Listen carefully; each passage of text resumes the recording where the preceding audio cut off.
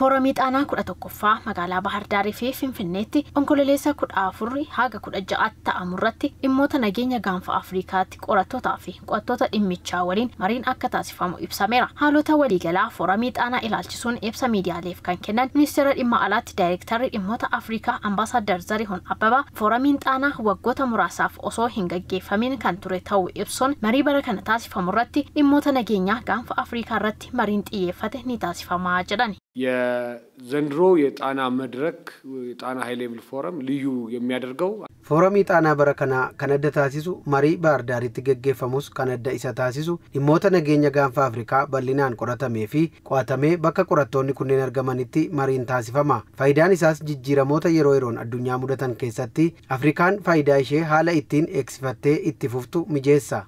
Ambaasaadar Zarihuun Abbabaa Zarihuun itti dabaluun dhimma nageenyaa fi tasgabbii Afrikaa irratti xiyyeeffachuun mariin bal'aan kan taasifamuu fi rakkoo Afrikaatiif furmaatni Afrikaanotaan kennamuu qabaa ejjennoo jedhu raggaasisuuf hojjetamaa jiraas jedhan. Kunis biyyoonni Afrikaa dhimma nageenya isaanii irratti walitti dhiyeenyaan akka hojjetaniif isaan gargaaraas jedhaniiru. የጣና ፎረምን ከማብሰር ባሻገር Foorumii Xaanaa jalqabsiisuun cinaatti rakkoolee nageenyaa Afrikaa mudatu adda baasuun haala nageenyi waaraa itti mirkanaa'u irratti mari'achuun Afrikaanotumaan furmaatni akka dhufu taasisuuf dhimmoota dandeessisu irratti xiyyeeffatama. Foorumiin Xaanaa waggoota 10f gaggeeffamaa turuu isaa fi keessumaa dhimmoota nageenyaa irratti mariin gaariin akka taasifamuuf waltajjii carraa guddaa uumuudha.